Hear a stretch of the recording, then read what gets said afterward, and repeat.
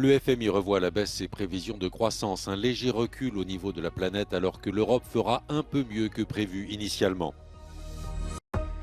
Le gouvernement italien a décrété l'état d'urgence migratoire pour répondre à un afflux sans précédent de migrants sur ses côtes. De retour de Chine, Emmanuel Macron hué par des manifestants au moment où il s'apprêtait à prononcer un discours à La Haye sur l'avenir de l'Europe. En quart de finale aller de la Ligue des Champions, Manchester City bat le Bayern Munich et l'Inter Milan surprend le Benfica Lisbonne.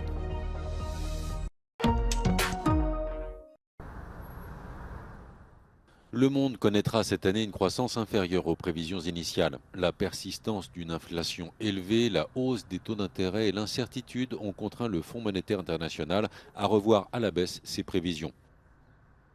L'institution préfère néanmoins voir la bouteille à moitié pleine. The global economy remains on track for a gradual recovery from the pandemic and Russia's war on Ukraine. China's reopened economy is rebounding strongly. Supply chain disruptions are unwinding, while the dislocations to energy and food markets caused by the war are receding.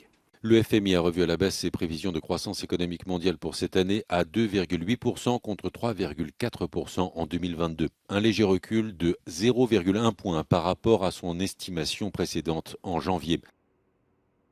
De son côté, la France, elle, devrait voir son PIB légèrement augmenter de 0,7%. Dans son ensemble, la zone euro devrait malgré tout faire mieux qu'initialement anticipé en 2023, sous l'effet d'une croissance qui s'annonce plus élevée en Espagne et en Italie. Russia continues to make gains in Bakhmut, but is suffering significant casualties in the process, says the Institute for the Study of War, the US-based think tank, in its daily update. Geolocated footage from the 9th and the 10th of April shows that Russian forces made marginal advances west of Bakhmut and southwest of the town. Ukrainian Ground Forces Commander Colonel General Oleksandr Syrsky has accused Russian troops of using scorched earth tactics in Bakhmut. He also stated that Ukrainian forces have exhausted Wagner forces so much that the Russian military command has had to send special forces and Russian airborne forces elements to Bakhmut. The UK Defence Ministry adds that Russian media reported the transfer of thermobaric multiple launch rocket systems to Russian airborne forces. The highly destructive systems, which Russia designates as heavy flamethrower, is typically operated by Russia's specialist chemical, biological and radiological protection troops in Ukraine and has not previously been formally associated with the airborne forces. The transfer likely indicates a future role for these elements in offensive operations in Ukraine. It is likely part of efforts to reconstitute the forces after it suffered heavy casualties in the first 9 months of the war. The Russian-installed head of Ukraine's Donetsk region said Russian forces controlled more than 75% of the besieged city of Bakhmut. While visiting the embattled city in the east of Ukraine, he said it was still too soon to announce a total victory in the battle over Bakhmut.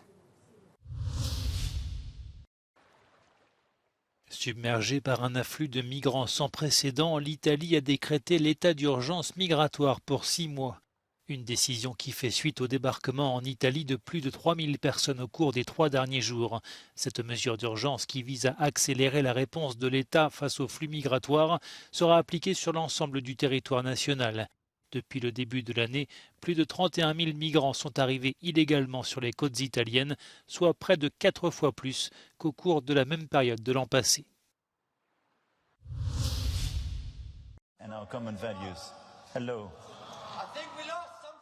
Emmanuel Macron hué par des manifestants à La Haye alors qu'il s'apprêtait à prononcer un discours sur l'avenir de l'Europe. Les manifestants l'ont notamment interpellé sur les violences qui ont marqué la vague de contestation de ces dernières semaines en France. Une fois le calme rétabli, le président français s'est prononcé pour un sursaut industriel européen face aux États-Unis et à la Chine. This is critical. Otherwise, we will lose our sovereignty and our ability to decide. We will fit with the requirements. We will become neutral for 2050. But with Chinese or American technologies, which will put us at risk and create a huge turmoil because it will kill jobs and it will create a situation where we will not be in a situation to decide for ourselves. Le président français vient d'achever une visite de 3 jours en Chine. Emmanuel Macron plaide pour redéfinir les relations entre l'UE et la superpuissance asiatique. Il estime que pour prospérer, l'Europe doit disposer d'une autonomie stratégique vis-à-vis des États-Unis et de la Chine. La justice belge a décidé mardi de libérer l'un des accusés du scandale de corruption au Parlement européen. L'eurodéputé belge Marc Tarabella sortira de prison dans les prochains jours, mais devra porter un bracelet électronique, assure son avocat. Il rappelle que son client a toujours clamé son innocence et son absence de lien avec les faits. La semaine dernière, le cerveau présumé de l'affaire, Pier Antonio Panzeri, est lui aussi sorti de prison. Il a décidé de collaborer avec les juges sous le statut de repenti.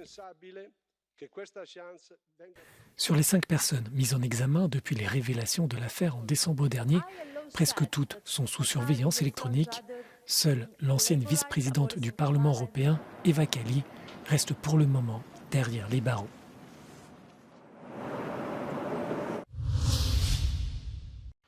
L'armée israélienne a abattu ce mardi 2 Palestiniens qui avaient ouvert le feu sur l'une de ses positions près de la ville de Naplouse en Cisjordanie.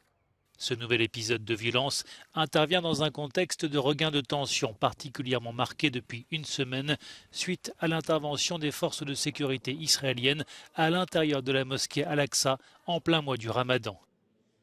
Ces violences ont également été marquées par la mort d'une Israélo-Britannique tuée par balle avec ses 2 filles lors d'une attaque vendredi dernier contre son véhicule.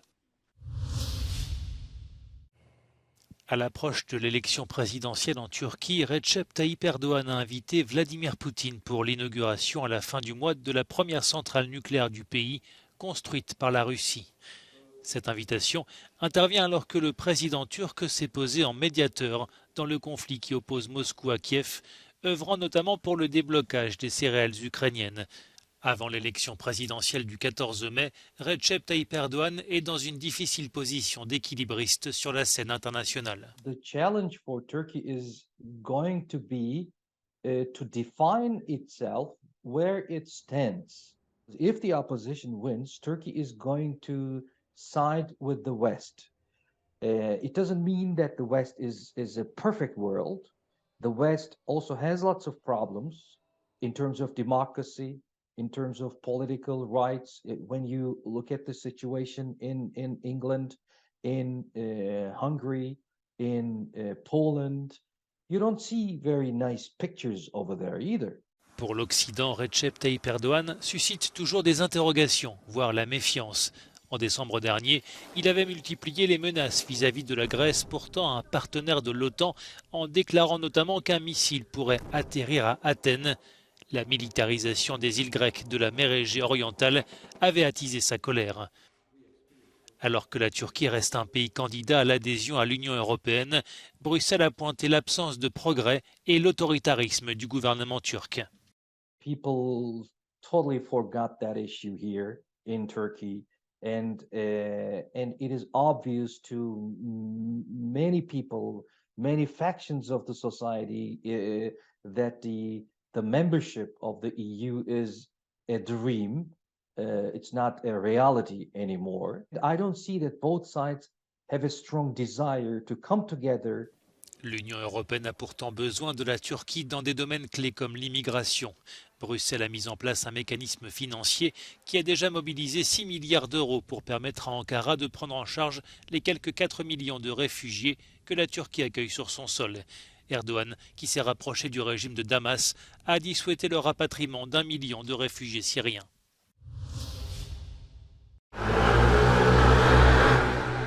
Vive polémique à Amsterdam où le projet de délocaliser en banlieue le quartier rouge rencontre de multiples oppositions. La bourgmestre Femke Halsema rêve de débarrasser le centre-ville des cabines à l'amour tarifé. Un centre érotique est envisagé, mais sur place, les habitants craignent pour leur tranquillité. Wij zijn tegen een megabordeel. Waarom? Omdat wij in een woonbuurt wonen. En we willen geen overlast. We hebben scholen in de buurt. En heel veel jonge kinderen en dergelijke. En we willen ook geen toeristen zoals op de Wallen. Nee, dat is bij dit onderwerp echt heel erg moeilijk om iedereen tevreden te stellen. Er zullen altijd protesten zijn, er zal altijd verzet zijn bij elke oplossing die we kiezen. Les premières intéressées appellent à sauver le quartier rouge. Elles assurent que les déplacés nuiraient à leur gagne-pain et à leur sécurité. Ik vind er eigenlijk niet zo heel veel van dat we dat hebben gezegd.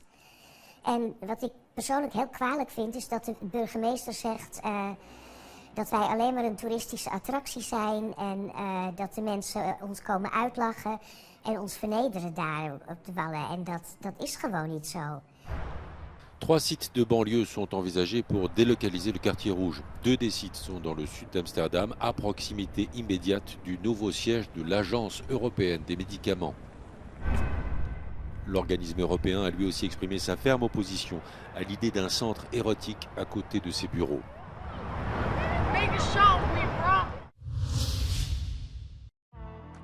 Manchester City a surclassé le Bayern Munich mardi soir et prend une belle option pour le dernier carré de la Ligue des Champions.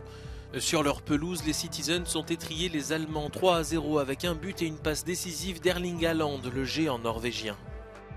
Dans l'autre rencontre de mardi soir, l'Inter a aussi mis un pied en demi-finale en s'imposant avec beaucoup de maîtrise au Benfica. Les Italiens ont ramené la victoire du Portugal grâce à un but de Nicolo Barella puis un pénalty transformé par Romelu Lukaku. Score final 2-0. Ce mercredi, match 100% italien entre le Milan AC et Naples. Le Real Madrid reçoit les Anglais de Chelsea.